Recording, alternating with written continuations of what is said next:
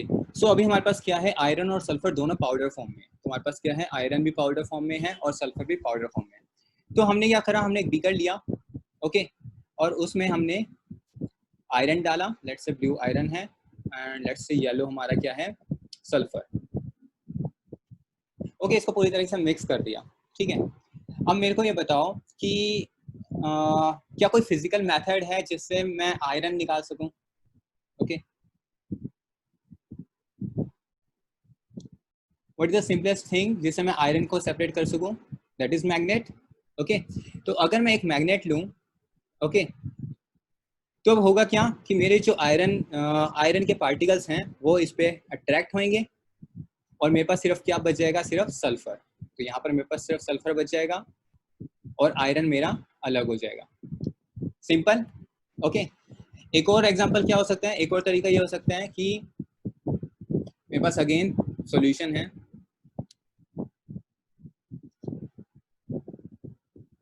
Okay, iron sulphur का powder form में है। अब मैं क्या करता हूँ, इसमें CS2 पुट करता हूँ, लेट्स से एक सॉल्यूशन पुट करता हूँ, कार्बन डाइसल्फाइड। ओके, तो हो गया क्या कि आपका सल्फर है वो इस सॉल्यूशन में मिक्स हो जाएगा। तो इसमें क्या हो जाएगा, सल्फर मिक्स हो जाएगा। इसको मैं सिंपल कोई भी फिल्टर पेपर यूज करके, ऑर्डिनरी फिल्टर पेपर यूज करके सल्फर यहाँ से मैं अलग कर सकता हूँ। तो जब मैं सल्फर अलग कर दिया तो हम यहाँ पर क्या बचेगा, सिर्फ आपका आयरन। ये चीज क्लियर हो रही है? तो फर्स्ट एक्सपेरिमेंट में मैंने क्या करा, मैंने मैग्नेट यूज करा जिससे मैंने आयरन अलग कर दिया। आयरन जैसे अलग हुआ तो आयरन और सल्फर सेपरेट हो गए।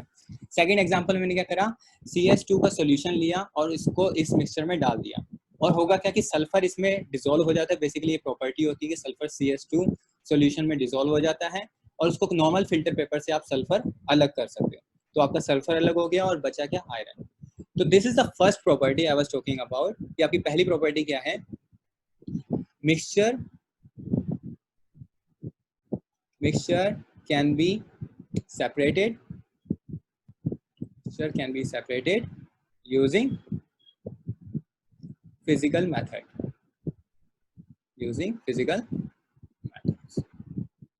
ओके, तो आप कोई भी किसी टाइप का मिक्सचर ले रहे हो उसको किसी भी फिजिकल मेथड से आप अलग कर सकते हो। That is the first property of mixture. यहाँ पे कोई doubt, yes no? I guess ये बहुत सेल्फ एक्सप्लेनेटरी है।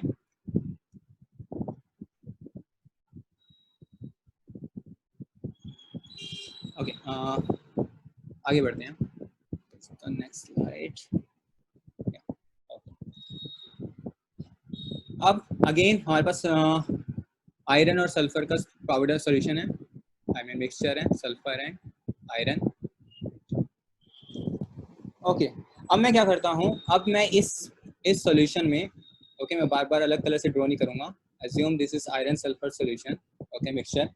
अब मैं क्या करता हूँ, इसमें HCl पुट करता हूँ। ये कोई और ड्रॉ कर रहा है, डोंट डू दैट, मैंने डिसेबल नहीं करा हुआ है। ओके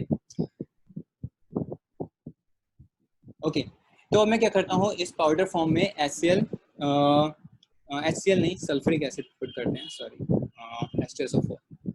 ओके, तो अगर मैं इसमें H2SO4 डालूंगा तो क्या होगा, तो आपकी इसमें से हाइड्रोजन गैस निकलेगी। ओके, तो ये क्यों निकली, एक्चुअली में होता क्या है कि आपकी आयरन आपका H2SO4 से रिएक्ट होता है, ओके, और आपकी हाइड्रोजन गैस अलग हो जाती है प्लस सम सॉल्ट बचता है।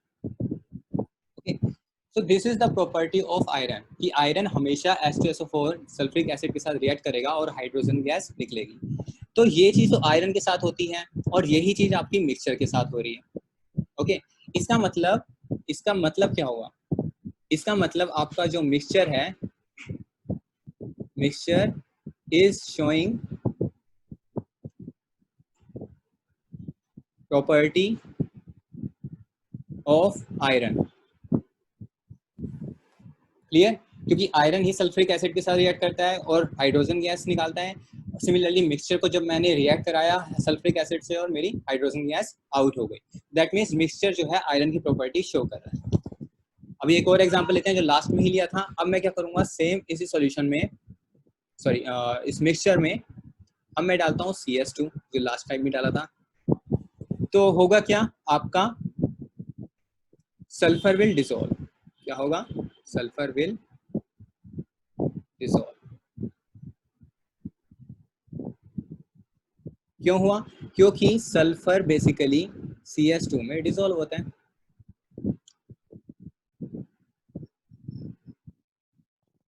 ओके, अगेन ये सल्फर की प्रॉपर्टी थी कि CS2 में डिसॉल्व होने की, और आपका मिक्सचर भी सेम प्रॉपर्टी शो कर रहा है। सो यहाँ पर मैं क्या कहूँगा, मिक्सचर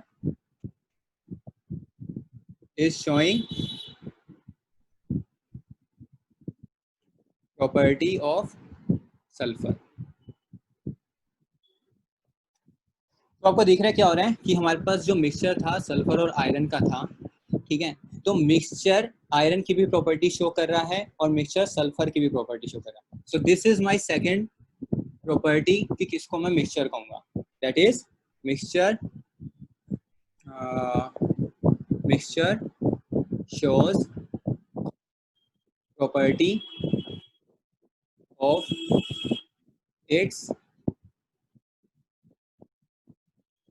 कंस्टिट्यूएंट्स या फिर कंपोनेंट्स।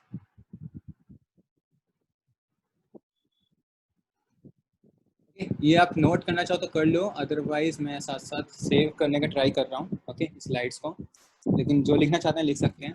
ओके, तो ये सेकंड प्रॉपर्टी क्लियर हो गई।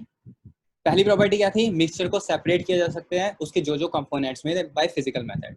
सेकंड प्रॉपर्टी यहाँ पर क्या प्रूफ हुई कि मिक्सचर अपने अपने कंपोनेंट्स की इंडिविजुअल प्रॉपर्टी भी शो करता है, तो हम उसको क्या बोलेंगे, मिक्सचर बोलेंगे। यहाँ कोई डाउट, ये चीज क्लियर है? Yes no? और किसी को कहीं पे भी कोई भी डाउट हो प्लीज रेज योर हैंड, और आप चैट बॉक्स में लिख लो तो बेटर रहेगा। ओके, सो अगर क्लियर है तो हम आगे बढ़ते हैं।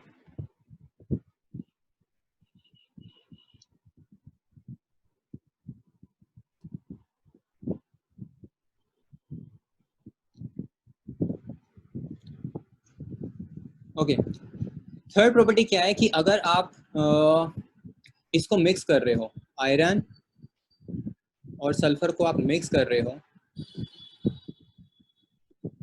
ओके, और आपकी कोई हीट एनर्जी या फिर लाइट एनर्जी ना ही निकल रही है ना ही एब्जॉर्ब हो रही है, दैट मीन्स ऐसा कोई रिएक्शन नहीं हो रहा, उसको बोलेंगे हम mixture. Okay, this is very important property. Okay, कि आप दो सब्सटेंस को मिक्स करने के बाद कोई एनर्जी निकल भी नहीं रही या फिर उसको कोई एनर्जी चाहिए भी नहीं, तो उसको बोलेंगे दे आर जस्ट मिक्सिंग, वहाँ कोई रिएक्शन नहीं हो रहा। और यही मेरा मतलब था कि हम उसको फिजिकली मिक्स कर रहे हैं, केमिकली नहीं। अगर आप किसी चीज को केमिकली, कोई भी केमिकल रिएक्शन आप करोगे तो उसमें एनर्जी या तो निकलेगी या फिर एब्जॉर्ब होएगी, लेकिन इस केस में ऐसा नहीं हो रहा, that means they are just a mixture. Okay, so my third property क्या हो गई, माई थर्ड प्रॉपर्टी हो गई neither light nor heat or any energy in the form of basically heat और light में होता है is evolved or absorbed। Okay, ऐसे चीज को क्या बोलेंगे, in the formation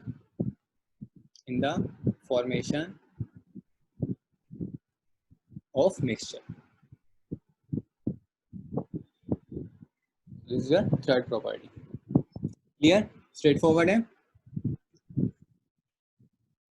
okay, चलते हैं। ओके, अब एक बात बताओ, मैं आयरन और सल्फर, इसी एग्जांपल को लेंगे। ओके, आयरन और सल्फर को मैं अगर मिक्स कर रहा हूँ तो मेरे ऊपर डिपेंड करता है मैं कितना आयरन डाल रहा हूँ कितना सल्फर डाल रहा हूँ, वो हमेशा ही मिक्सचर रहेगा। फॉर एग्जांपल मैं 1 किलो आयरन लेता हूँ और 500 ग्राम सल्फर लेता हूँ, ठीक है, 500 ग्राम सल्फर और 1 किलो आयरन, इसको ऐड करता हूँ, वो भी एक मिक्सचर कहलाएगा। या फिर मैं 2 किलो लेता हूँ और 1 ग्राम सल्फर लेता हूँ तो भी मिक्सचर कहलाएगा। ओके, मैं रिपीट कर देता हूँ लास्ट स्लाइड युवराज, जस्ट इस एक पॉइंट बता देता हूँ, ठीक है। तो हमारे पास क्या हो रहा है कि आप किसी भी दो चीजों को मिक्स कर रहे हो तो कितनी भी क्वांटिटी में मिक्स कर सकते हो। ऐसा कोई स्पेसिफिक नहीं है कि आपको 1 किलो के साथ 500 ग्राम ही मिक्स होगा या 2 किलो के साथ 1 ग्राम ही होगा। आप कितनी भी क्वांटिटी का आयरन ले सकते हो, आप कितनी भी क्वांटिटी का सल्फर ले सकते हो। तो ये आपकी फोर्थ प्रॉपर्टी बन गई। That means composition of mixture is variable. Okay okay Yuvraj, last slide में क्या क्लियर नहीं हुआ? लास्ट स्लाइड में हम ये बता रहे थे कि अगर हम दो सब्सटेंस को मिक्स कर रहे हैं, आयरन और सल्फर को मिक्स कर रहे हैं, ठीक है, तो अगर उसमें से कोई एनर्जी या तो निकल नहीं रही या उसको कोई एनर्जी चाहिए नहीं, ठीक है, तो उस केस में हम बोलेंगे कि वो मिक्सचर है। ओके, फॉर एग्जाम्पल अगर जब मैंने आयरन और सल्फर को ऐसे मिक्स करा तो ना ही मतलब उसमें से हीट निकली ना ही वो कूल हुआ। ओके, कैसे पता चलता है कि हीट निकली नहीं निकली? टेम्परेचर इंक्रीज हो जाएगा, दैट मीन्स हीट निकल रही है, या फिर वो मिक्स करने पे ठंडा हो जाएगा, दैट मीन्स उसमें हीट एब्जॉर्ब हो रही है, या फिर कोई लाइट निकल रही है या कुछ इस तरीके से। अगर ऐसा कुछ भी नहीं हो रहा, दैट मीन्स वो एक मिक्सचर बन रहा है, ना कि कोई कंपाउंड। ओके, सो ये थर्ड प्रॉपर्टी है कि आप किसी भी दो सब्सटेंस को जब मिलाओगे, कंबाइन करोगे, अगर उसमें से कोई हीट एनर्जी या लाइट एनर्जी निकल या एब्जॉर्ब नहीं रही, तो उसको हम बोलेंगे that is being formed into a mixture. Clear? इस चीज को मैं कंपाउंड के साथ भी और अच्छे से एक्सप्लेन करूंगा, वहां पे शायद आपका डाउट क्लियर हो जाएगा। अभी ये बात क्लियर है कि कोई एनर्जी नहीं निकल रही, ना ही कोई एब्जॉर्ब हो रही है। Okay, this point is also clear. Okay, कि आपके मिक्सचर का कोई भी अमाउंट हो सकता है। ओके, जैसे आप मिट्टी को पानी में डाल रहे हो तो आपकी मर्जी है कितनी मिट्टी डालोगे या कितना पानी लोगे, वो हमेशा एक मिक्सचर ही रहेगा। ओके, आगे बढ़ते हैं। ओके, लास्ट प्रॉपर्टी है कि जैसे आपका वाटर है, ओके, आइस से वाटर जब बनेगा, दैट सॉलिड से लिक्विड बनेगा, तो 0 डिग्री टेम्परेचर पर ही होगा। और लिक्विड से आपका gas, that means water vapours जब बनेंगे तो 100 डिग्री सेल्सियस पर ही होगा। ये चीज फिक्स है, मतलब अगर इस रूम पे करूंगा तो। लेकिन मिक्सचर के साथ ऐसा कुछ नहीं है। ओके, मिक्सचर डिफरेंट डिफरेंट, कोई एक फिक्स पॉइंट नहीं है। आप एक मिक्सचर को अगर मेल्ट करना स्टार्ट करोगे या बॉईल करना स्टार्ट करोगे, वो कोई एक, आप ये नहीं कह सकते ये इसी टेम्परेचर पे होगा या इसी कंडीशन में होगा। ओके, सो फिफ्थ पॉइंट हमारा ये क्या है, that mixture doesn't have fixed melting and boiling point.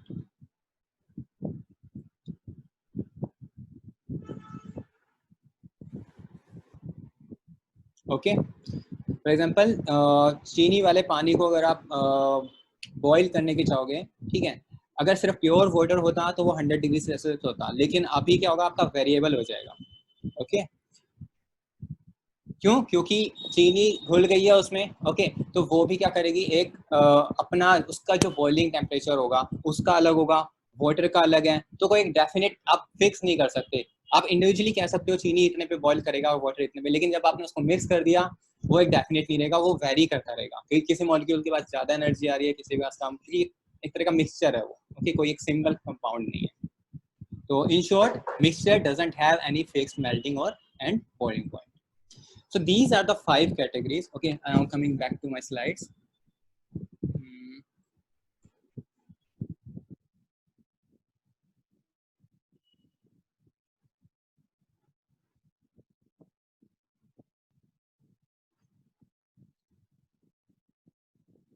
Okay, तो जो प्रॉपर्टीज हमने अभी सीखी सल्फर के साथ, आयरन सल्फर के साथ, तो आप बता सकते हो दैट मीन्स वो क्या होगा, सेपरेट हो जाएगा by physical process.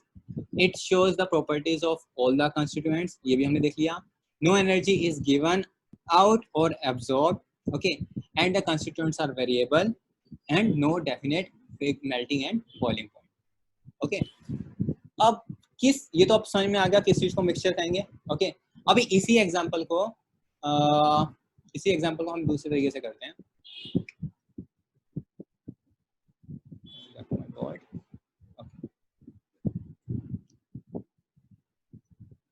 Zoom it.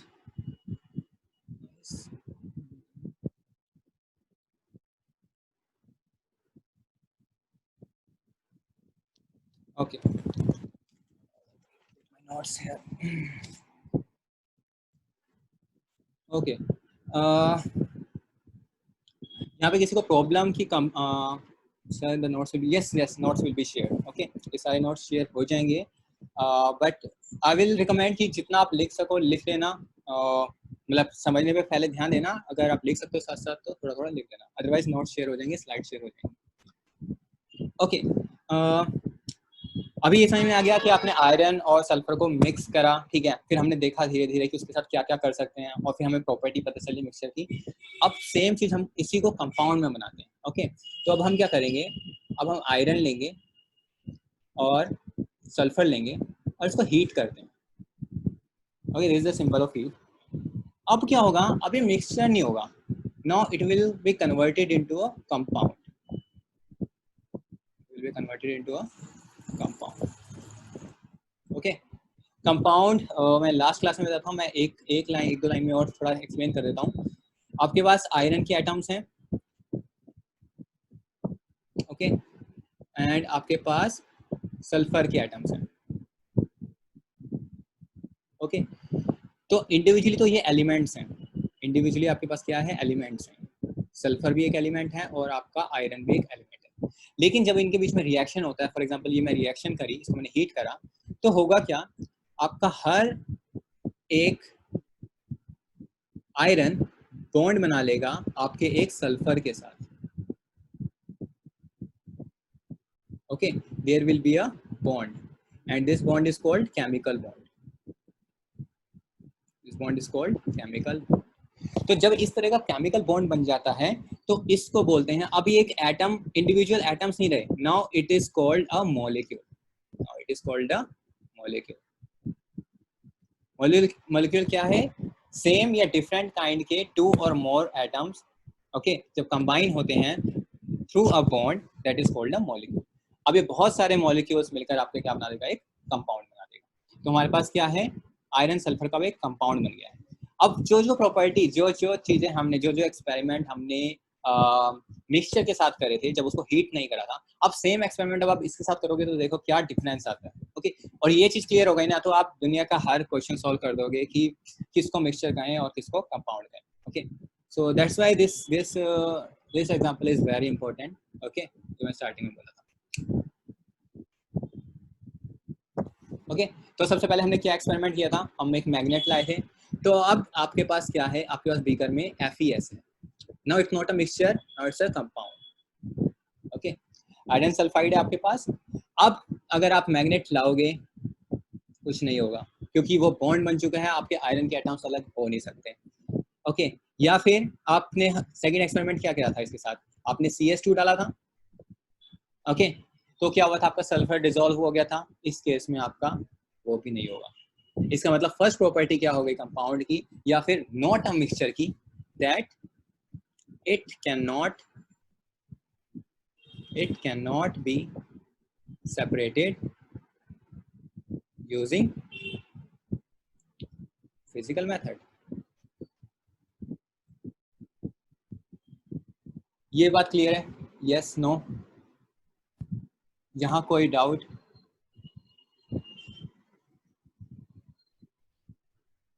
No, clear, that's nice, that's nice, okay, okay. तो हमने अब ये हो गया। अब हमने सेकंड एक्सपेरिमेंट इसके साथ क्या किया था, याद है किसी को, सेकंड एक्सपेरिमेंट क्या किया था हमने देखना चाहा था जैसे आयरन सल्फ्रिक एसिड के साथ रिएक्ट करेगा तो हाइड्रोजन गैस रिलीज होगी, ओके। तो हमने देखा था कि अगर मिक्सचर को भी, आयरन सल्फर के जो मिक्सचर है उसको भी अगर मैं H2SO4 के साथ रिएक्ट कर रहा था तो हाइड्रोजन गैस निकल रही थी, ये एक्सपेरिमेंट करा था। लेकिन अगर आप FeS के साथ H2SO4 करोगे, ओके, तो हाइड्रोजन गैस नहीं निकलेगी,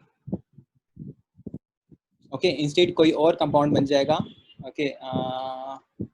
उसमें लिखा था it will be hydrogen sulphide, okay. Instead आपका क्या बनेगा, आपका बन जाएगा हाइड्रोजन सल्फाइड, इसकी रोटन एग जैसी स्मेल होती है।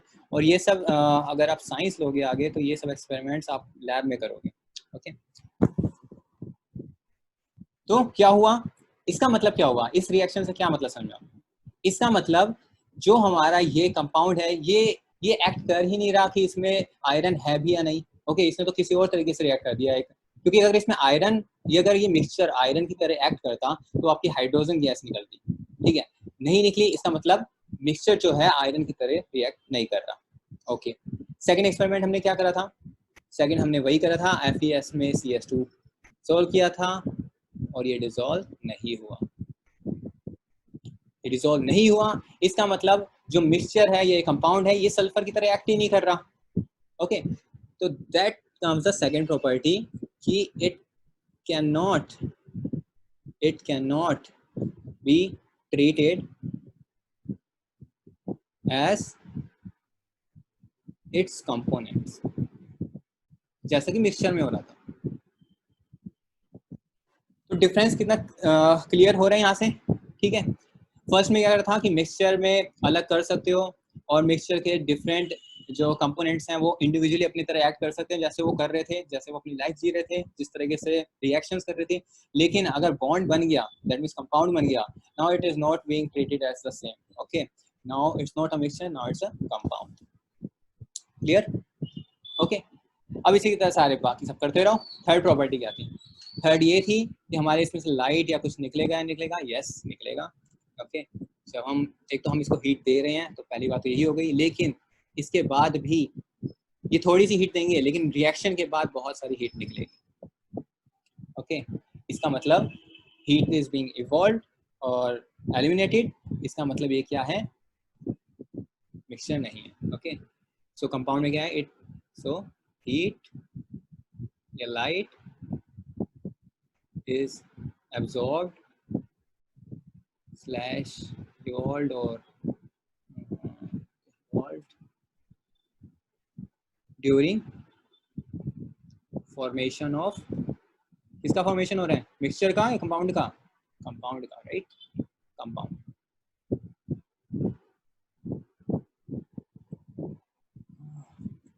Okay, I guess there is a technical issue. Prateek, मैं तो एनिमेट कर रहा हूँ, ये अपडेट का ऑप्शन दिखा रहा है कि सेशन एंड होने वाला है,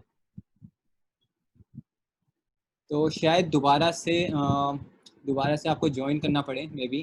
ओके, क्योंकि शायद अपडेट नहीं हुआ इस time, less than a minute कह रहे हैं, तो मे बी मैं दोबारा एक लिंक भेजूँ तो प्लीज़ ज्वाइन कर लेना। प्रतीक, मैं तुम्हें एक बार दे रहा हूँ, अनम्यूट कर रहा हूँ।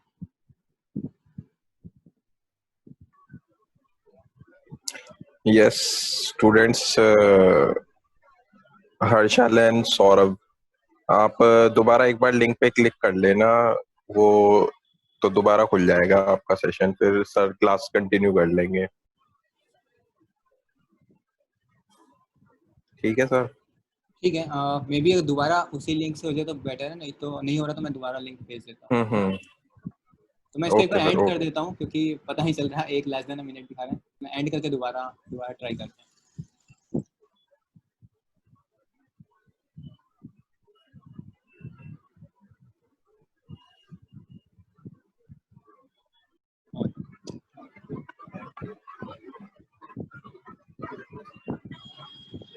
It is fixed. It's in fixed proportion by mass.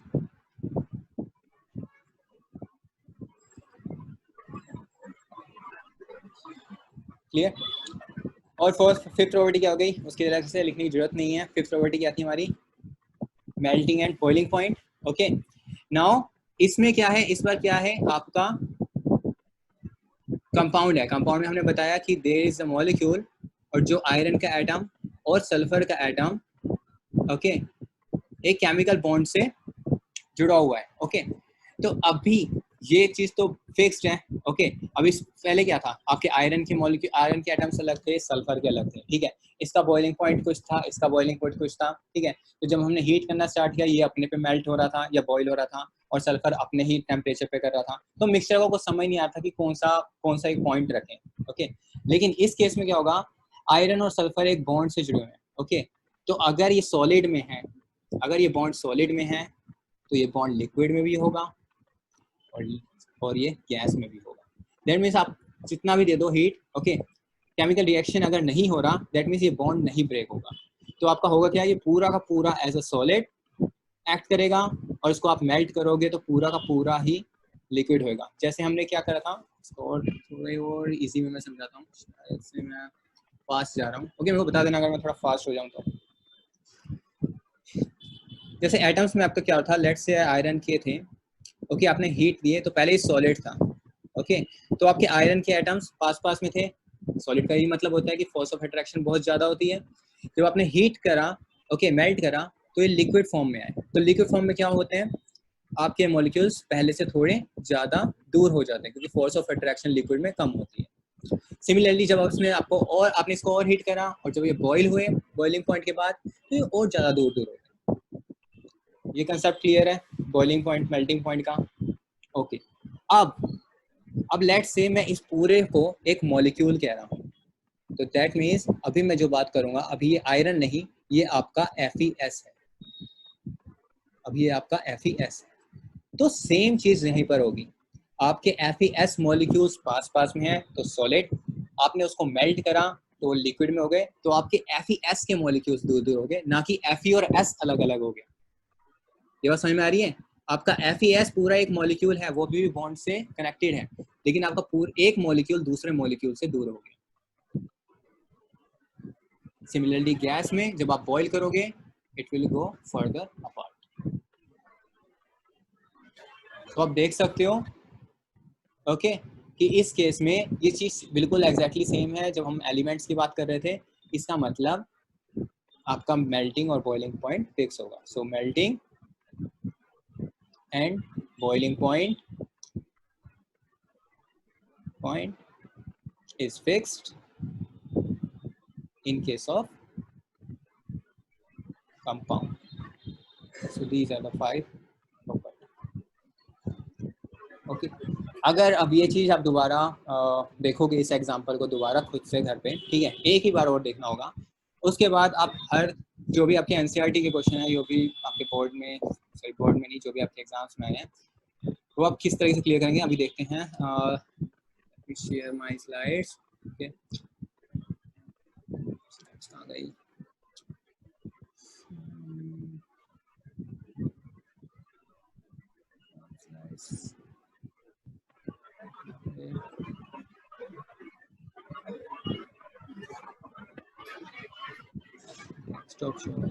Okay, slides दिखाई दे रही हैं? Yes no? क्योंकि स्लाइड्स का अलग से ऑप्शन नहीं आ रहा, डेस्कटॉप का आ रहा है। स्लाइड्स दिखाई दे रही है? Okay,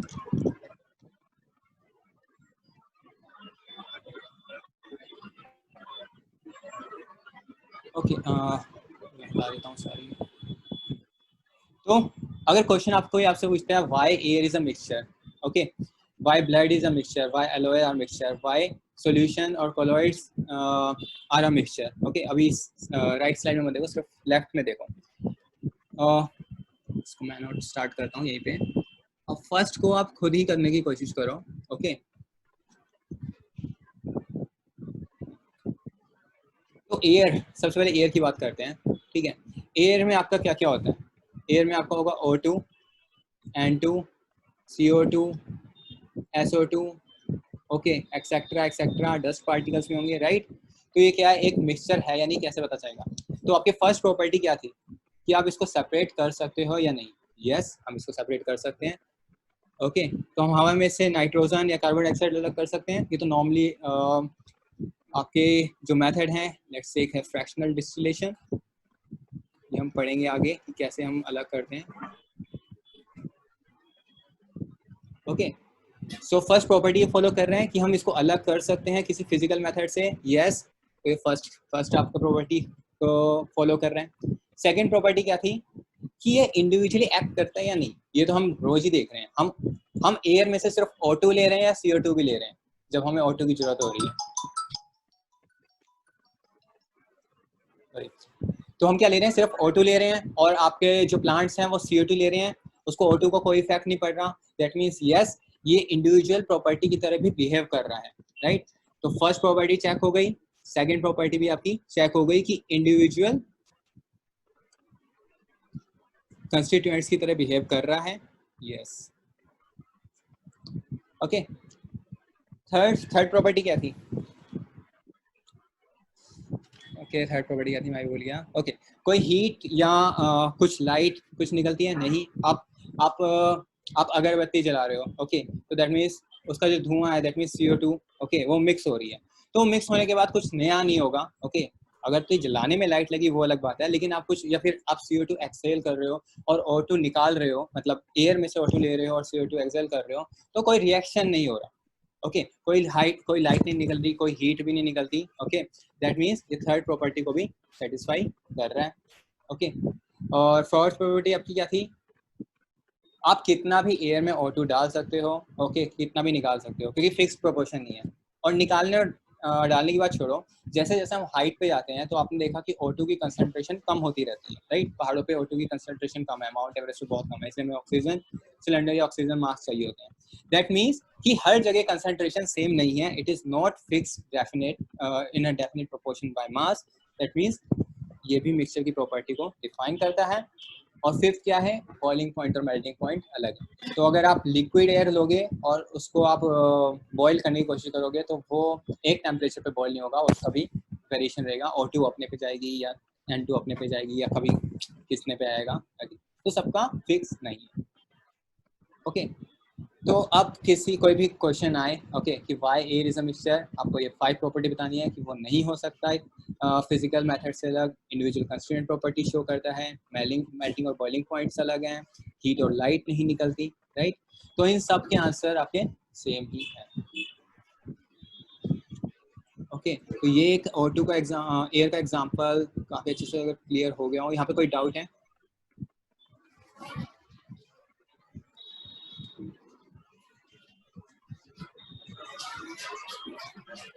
yes, no, okay. सो कोई भी चीज़ मिक्सचर क्यों है अब आपको अच्छी तरह पता चल गया है। इसी तरीके से अगर मैं आपसे क्वेश्चन पूछूं कि वाटर एक कंपाउंड क्यों है, तो आप बता सकते हो। पहला क्या है? वाटर को आप किसी भी फिजिकल मेथड से हाइड्रोजन, ओके, थोड़ा सा लिख लेते हैं इसको भी, लिख लेते हैं, ज़्यादा टाइम नहीं लेंगे, जैसे 1 मिनट में ही जी, ओके। तो स्टार्ट कर देता हूँ। तो अगर हम वाटर को लें,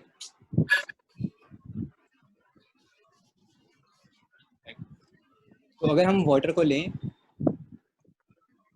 H2O, ओके, तो किसी भी फिजिकल मेथड से हम हाइड्रोजन और ऑक्सीजन को अलग नहीं कर सकते, राइट। H2O किसी, हाइड्रोजन क्या है? गैस है, ऑक्सीजन क्या है? गैस है। तो लेकिन ये जो इसकी प्रॉपर्टी है H2O की, इन दोनों से डिफरेंट है, ओके। तो ये अलग अलग प्रॉपर्टी की तरह बिहेव नहीं करते। थर्ड, अगर आप इसको मिक्स करोगे, ओके, तो हीट और लाइट निकलेगी ही, दैट मीन्स मिक्सचर की प्रॉपर्टी नहीं आ रही, ओके। इसके अलावा फिक्स, इसको डेफिनेट प्रमोशन में ही मिक्स करना पड़ेगा, राइट।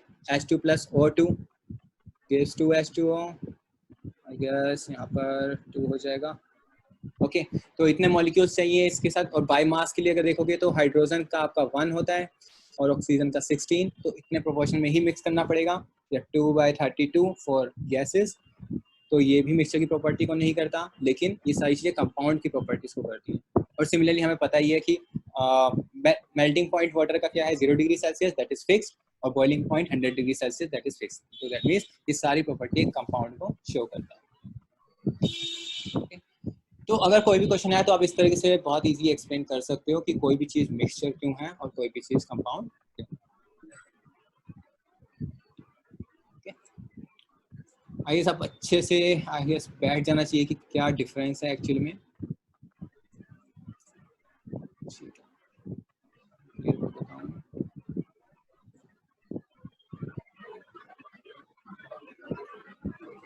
टाइम है 10 मिनट हो रहा है, okay. Now comes to the solution. यहाँ तक कोई डाउट? क्योंकि अब थोड़ा अलग हो जाएगा मिक्सचर और कंपाउंड में। कोई doubt?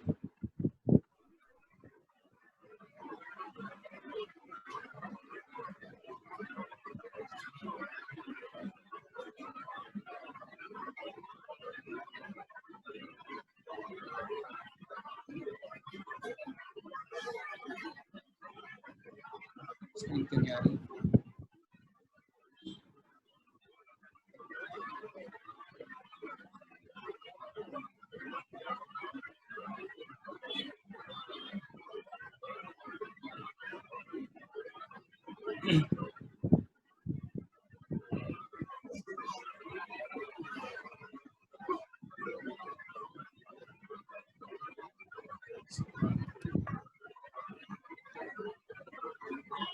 Now comes to solution. Okay, time थोड़ा कम है, मैं जितना चाहता था उतना कवर नहीं हुआ, बट कोई नहीं, अगर चीज़ें क्लियर है तो। ओके, सॉल्यूशन से पहले दो टर्म्स हैं आपकी। Okay, one is called solute and other is solvent. Basically जिसको मिलाया जा रहा है सॉल्यूशन में, ओके, ये दोनों मिलके आपका क्या बनाएंगे, ये दोनों मिलके आपके बनाते हैं सॉल्यूशन। ओके, अभी मैं सॉल्यूशन वर्ड ले रहा हूँ, बट 3 पार्ट में डिवाइड है।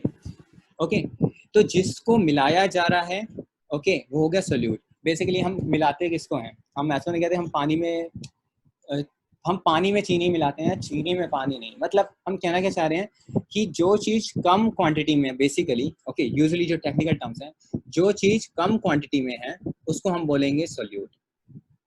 ओके, सो दैट, और जो चीज़ ज़्यादा क्वांटिटी में है, ओके, उसको हम बोलते हैं सॉल्वेंट। ये बेसिक डिफरेंस है। Okay, for example sugar solution, sugar solution में आपका शुगर जो हो जाएगा that will be your solute, और वाटर जो हो जाएगा वो आपका हो जाएगा सॉल्वेंट। ओके, इसको एक और नाम दिया जाता है, this is called dispersed particle.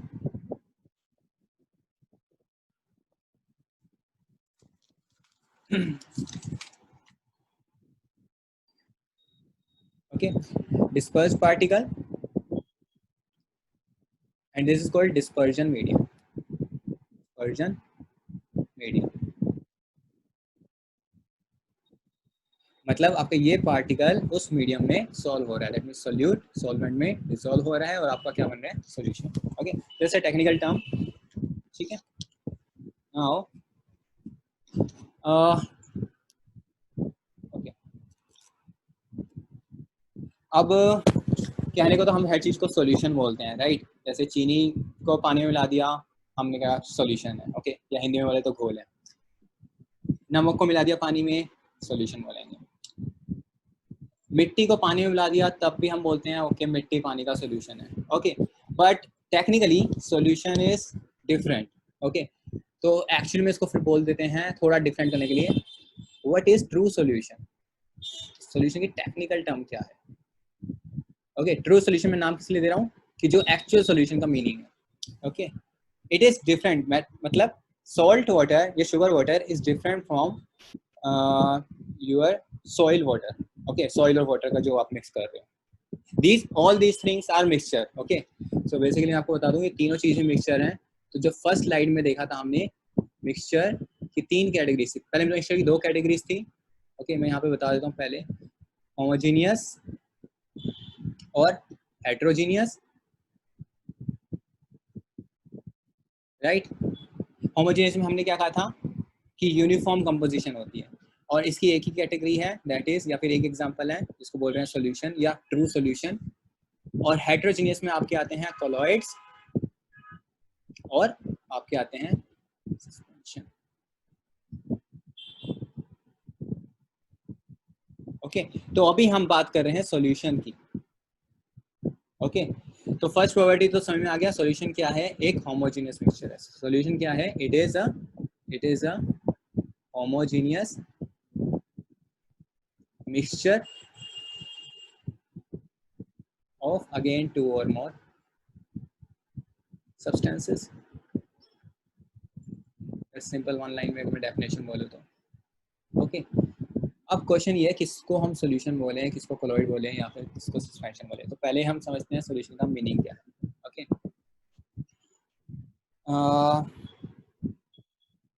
Okay, अब आप मेरे को ये बताओ, ओके, इन दोनों में आपको क्या डिफरेंस दिखाई देता है, बता सकते हो या सिंपली सोच सकते हो। Okay, let's do a thought process.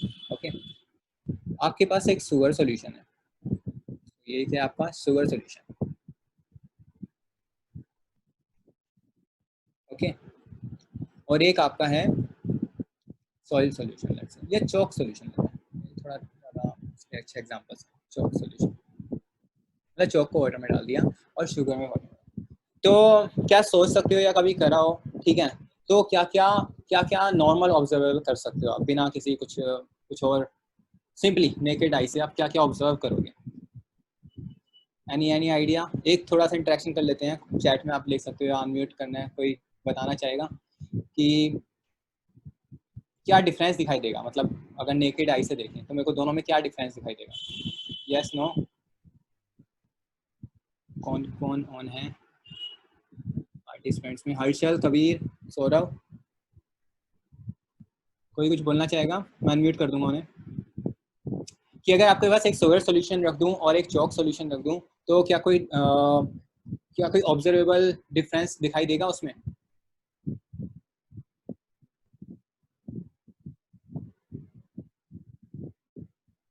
Okay, दिखाई देगा या नहीं? यस और no?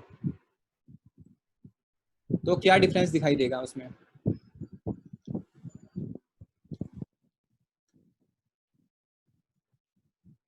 Colour difference, right, okay. क्या कलर डिफरेंस दिखाई देगा कि आप शुगर सॉल्यूशन में आप देखोगे इट विल बी ट्रांसपेरेंट। आप चीनी खोलते हो पानी में तो नहीं दिखाई देता, ज़्यादा चीनी की बात नहीं कर रहा, कुछ क्वांटिटी में, ओके, तो बिल्कुल ट्रांसपेरेंट रहता है, वो आपको पानी ही दिखाई देता है। लेकिन जब आप चौक सॉल्यूशन डालते हो, ठीक है, चौक डालते हो तो आपको सफ़ेद सफ़ेद मिल्की मिल्की जैसा दिखाई देगा। दैट मीन्स कलर्ड दिखाई देगा। वाइट भी एक कलर ही है, मतलब ट्रांसपेरेंस नहीं रहेगा, so it will be coloured. This is the first naked difference. तो ये ऐसा हो क्यों रहा है? मतलब चीनी भी सफ़ेद है, चौक भी सफ़ेद है, तो मेरे को चीनी भी कुछ कुछ तो दिखाई देना चाहिए था, थोड़ा तो मिल्की होना चाहिए था, लेकिन शुगर सॉल्यूशन में ऐसा नहीं हुआ। क्यों नहीं हुआ? इसको अब थोड़ा जूम करते हैं, ओके। इसको मैं रबर कहाँ है, इसको हटाता हूँ। शुगर डिजॉल्व्स कम्प्लीटली, हाँ dissolves completely, that is good observation. लेकिन इसका मीनिंग क्या है? डिजॉल्व कम्प्लीटली का मीनिंग क्या है? ओके, तो इसके एक पार्ट को हम थोड़ा जूम करके देखते हैं, ओके। शुगर सॉल्यूशन में आपका होगा क्या? आपने चीनी डाली पानी में, ओके, तो क्यूब डाला आपने, या फिर वो छोटे छोटे क्यूब्स होते हैं जितने छोटे छोटे पार्टिकल्स होते हैं, और जब आपने पूरी तरह घोल दिया तो लेट्स से ये वाटर के मॉलिक्यूल्स हैं, रेड वाले, okay, and green ones are sugar. तो होगा क्या कि वो चीनी का जो टुकड़ा, वो तो अभी अपने हाथ में था ना, कुछ कुछ मिलीग्राम का, या अगर उसकी डायमेंशन देखो तो मिली और माइक्रो के बीच में होगी, ऑब्जर्वेबल था, ठीक है। लेकिन अगर आप उसको पूरा चूरा कर देते हैं और पानी में घोल देते हैं तो आपको दिखाई तक नहीं देता। तो होता क्या है कि सॉल्यूशन में हमेशा सॉल्यूशन तभी बनेगा जब सोल्यूट, दैट मीन्स जो पार्टिकल आप डाल रहे हो सॉल्वेंट में, दैट इज पानी में, वो टुकड़ा टुकड़ा टुकड़ा टुकड़ा टुकड़ा टुकड़ा होते हुए इतना छोटा हो जाए कि वो एटम्स या उस मॉलिक्यूल के साइज का ही हो जाए। समझ में आ रहा है? तो सॉल्यूशन में हुआ क्या कि आपका जो भी सब्सटेंस था वो इतना स्मॉल हो गया टूटते टूटते कि वो जो मॉलिक्यूल्स के साइज में ही ब्रेक हो गया। और मॉलिक्यूल्स में साइज में ब्रेक होने का मतलब क्या है? क्योंकि वाटर क्या है, लिक्विड, ओके, तो उसके बीच में क्या होंगी? स्पेसेस होंगी। तो आपके जो सोल्यूट है ये उन स्पेसेस में जाके फिल हो जाएगा, इन स्पेसेस में जाके फिल हो जाएगा। So basically it is dissolved completely. This is the meaning of dissolvedness, okay, कि वो पार्टिकल्स इतना छोटा हो गया ब्रेक होके कि वो उस मॉलिक्यूल्स के साइज का ही हो गया, ओके। इसलिए वो आपको, इसलिए यहाँ पे जो शुगर सॉल्यूशन है वो एक ट्रांसपेरेंट हो गया, ठीक है, कि मतलब उसका कोई ओके, ठीक है, ये समझ में आ रही है कि क्या हुआ। लेकिन अगर सेम चीज आप वहाँ पे देखोगे आपके सॉइल सॉल्यूशन में, ठीक है, तो सॉइल सॉल्यूशन में जो आपके पार्टिकल का साइज है वो इतना छोटा नहीं होता, इसलिए वो आपको नेकेड साइड से दिखाई देता है। सॉरी, सॉइल नहीं, हमने चौक का करा था।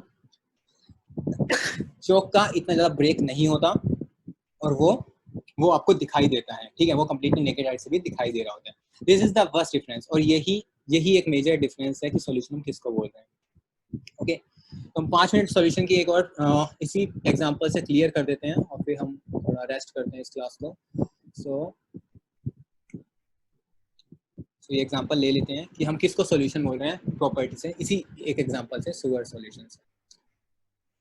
तो इसमें क्या क्या प्रॉपर्टीज आपको दिखाई देंगी।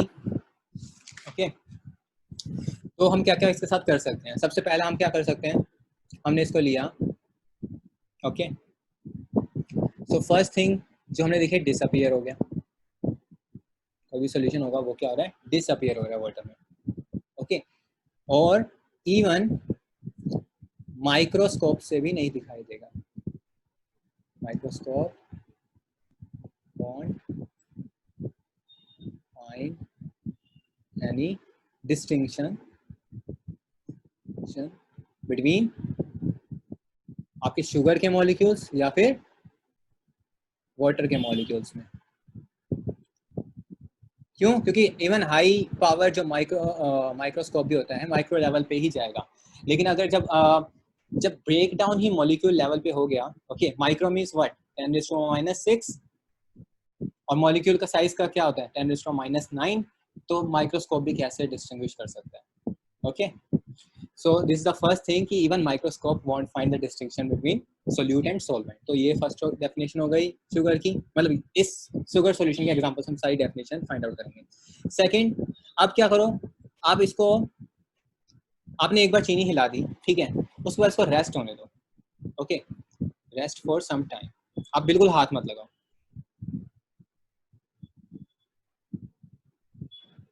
क्या चीनी नीचे सेटल हो जाती है? बिल्कुल, आपने कुछ नहीं छेड़ा, बिल्कुल हवा तक नहीं दी, टेम्परेचर फिक्स कर दिया, बिल्कुल कुछ इसको डिस्टर्ब नहीं करा, तो क्या चीनी नीचे बैठनी स्टार्ट हो जाएगी? नहीं होगी। Okay, that means it will still be unstable after shaking. So unstable after shaking. और चौक की केस में क्या होगा, थोड़ी देर आप छोड़ दो चौक को, वो पार्टिकल्स नीचे सेटल डाउन होने स्टार्ट हो जाते हैं। Okay, is the difference. Third क्या कर सकते हैं हम, और कुछ कर सकते हैं? इसको सेपरेट करने की कोशिश करते हैं यूजिंग फिल्टर पेपर, ठीक है। तो अगर इस सॉल्यूशन को अगर आप नॉर्मल फिल्टर पेपर से या नॉर्मल फिल्ट्रेशन करें, तो क्या चीनी के मॉलिक्यूल्स अलग हो जाएंगे? नहीं होंगे, क्योंकि फिल्टर पेपर इतना ज़्यादा मॉलिक्यूल लेवल पे फिल्टर करता ही नहीं है। तो कोई भी आप ऑर्डिनरी फिजिकल फिल्ट्रेशन करो, ओके, इवन सेंट्रीफ्यूगेशन प्रोसेस होते हैं, बहुत अच्छे अच्छे मेथड्स हैं, वो भी फिजिकल हैं, तो फिजिकली आप इसको अलग कर ही नहीं सकते। ओके, सो फिल्ट्रेशन भी won't be able to separate solute and solvent. Clear? Okay, और एक लास्ट प्रॉपर्टी, अगर मैं इसको,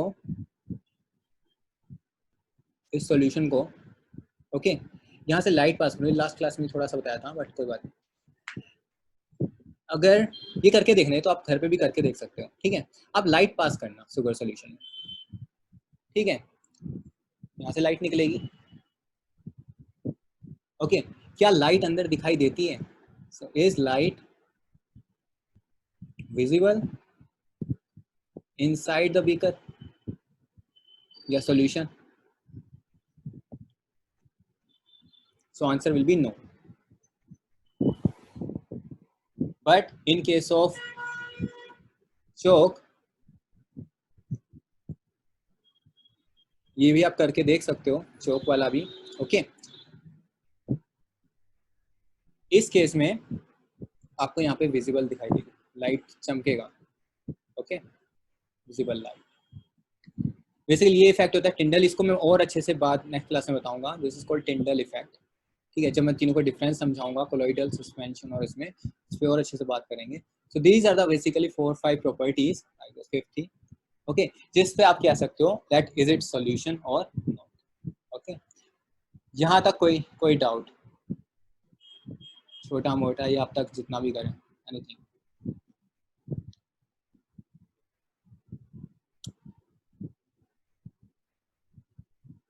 yes no?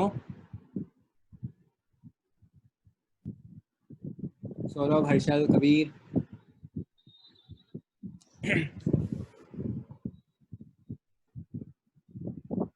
Tyndall effect explain. Okay, ठीक है, मैं अभी बता देता हूँ थोड़ा सा। वैसे मैं सोच रहा था इसको और डिटेल में बताने का, थोड़ा सा और दे देता हूँ। टिंडल इफेक्ट में आपका होता क्या है,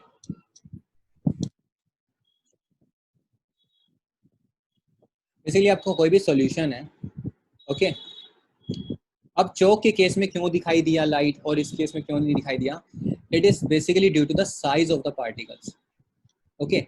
अब आप सोचो यहाँ पे पार्टिकल्स बहुत बड़े बड़े साइज के, ओके, बड़े बड़े मीन्स मैं बात कर रहा हूँ more than 10⁻⁷ metre, greater than 10⁻⁷ metre. तो होगा क्या, क्योंकि आपकी लाइट की जो रेंज होती है, वेवलेंथ होती है, वो बहुत कम होती है, नैनो में होती है, बेसिकली अराउंड उतनी ही होती है, राइट, 7 के अराउंड होती है। तो इस पर डिटेल में नहीं आते। सो अगर मैं लाइट पास करूंगा, ओके, लाइट स्ट्रेट लाइन्स में आती है, तो ये लाइट आई, इस पार्टिकल को हिट करी और यहाँ चली गई। सेकंड रे आई, एक रे तो पास ही हो गई, लेट से कोई मॉलिक्यूल आया ही नहीं, ओके, तो वो लाइट आपको यहाँ पे दिखाई दे रही है, ठीक है, ये आपकी आंखें हैं, ये पलकें हैं, तो यहाँ पे लाइट देख रहे हो, अगर कोई लाइट अगर किसी भी सोल्यूट पार्टिकल से पास नहीं हुई, लेकिन अगर कुछ, लेकिन बहुत सारे क्या होगी, इससे पास होगी, यहाँ जाएगी, ये टकरा के यहाँ जा सकती है, वहां जा सकती है, तो आपका क्या कि हर तरफ से लाइट रिफ्लेक्ट हो रही है, और रिफ्लेक्ट होके कहाँ आएगी, अगर आप यहाँ सामने से देखोगे तो रिफ्लेक्ट होके मेरी आंखों में आएगी ना, इसलिए आपको हर चीज चमकती हुई दिखाई देती है, और ऐसा लगता है अरे सॉल्यूशन चमक रहा है या सॉल्यूशन में लाइट है। तो दिस इज द टिनल इफेक्ट, कि अगर आपके जो पार्टिकल्स का साइज थोड़ा ज्यादा है, दैट मींस इस रेंज में है या इससे बड़ा है, तो लाइट रिफ्लेक्ट होगी। लेकिन सॉल्यूशन के केस में क्या हो रहा है, वो तो नैनोमीटर में पहुंच गया, वो इतना छोटा हो गया कि लाइट के लिए वो कुछ है ही नहीं, सारी की सारी लाइट पास चली जाएगी, जैसे नॉर्मल वाटर से जा रही थी, इससे भी सारी की सारी लाइट पास हो जाएगी। तो आपको लाइट सिर्फ इस सारी यहाँ पे दिखाई देगी, यहाँ पे भी करके कहीं पे दिखाई नहीं देगी। So this is Tyndall effect, scattering of light due to particles. Is it clear?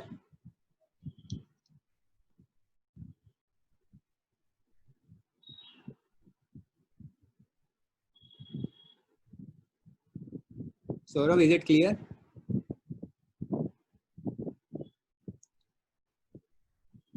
Okay, तो एक बार और स्लाइड्स पे आ जाते हैं, ठीक है, फिर स्टॉप कर देते हैं, वही इसी स्लाइड का थोड़ी समरी है, नथिंग एल्स।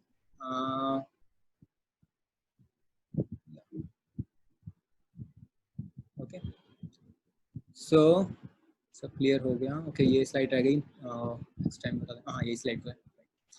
तो आप सॉल्यूशन किसको बोल रहे हो, it is homogeneous, okay, that means uniform composition.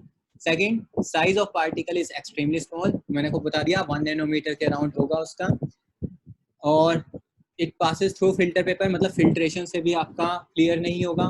Solution is very stable, actually unstable लिखना था, ओके, स्टेबल मतलब शेक करोगे तो स्टिल वो सेटल नहीं होगा, बेसिकली वो मीनिंग है। और नो टिंडल इफेक्ट इज, आ गया, no Tyndall effect is present, okay, scatter नहीं करेगा लाइट। तो यहीं पे एंड करते हैं, ओके, टाइप्स ऑफ सॉल्यूशंस आपके ये हो जाएंगे। अगर सॉलिड को सॉलिड में है, थोड़ा नेक्स्ट टाइम भी एक्सप्लेन कर दूंगा कि सॉलिड को सॉलिड में एलॉयज कहते हैं, सॉलिड को लिक्विड में डालते हैं तो सुगर मतलब सॉल्यूशन हो गया, लिक्विड को लिक्विड में भी डाल सकते हैं, जैसे एसिटिक एसिड इन H2O जिसको विनेगर कहते हैं। आपका गैस लिक्विड में हो सकता है, Coca Cola is the example, या फिर गैस गैस में हो सकता है, that is air, okay. Next class में हम बाकी करेंगे, हेट्रोजीनियस पे मूव करेंगे और देखेंगे तीनों का क्या डिफरेंस है। तो यहीं पे ओवर करते हैं, final call, any doubts, otherwise we will end this session. और वो प्रतीक को अनम्यूट कर देता हूँ, अगर उसने कोई अनाउंसमेंट करनी है तो नेक्स्ट क्लास से रिगार्डिंग। प्रतीक,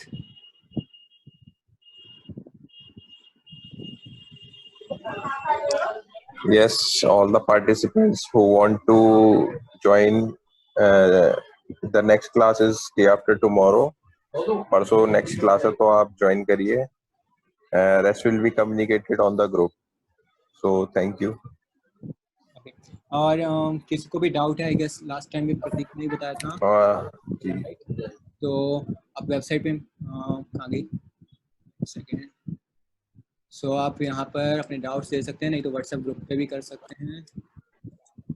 ओके, तो you can visit to this website, आपको वहाँ पे डाउट सेक्शन मिल जाएगा, otherwise you can email to us, और यू कैन जो भी आपका व्हाट्सएप ग्रुप बना होगा या फिर इस नंबर पे आप कर सकते हैं।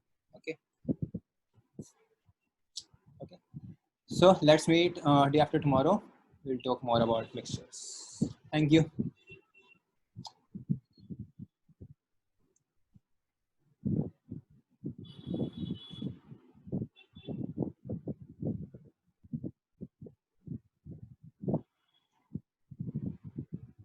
Okay, bye bye.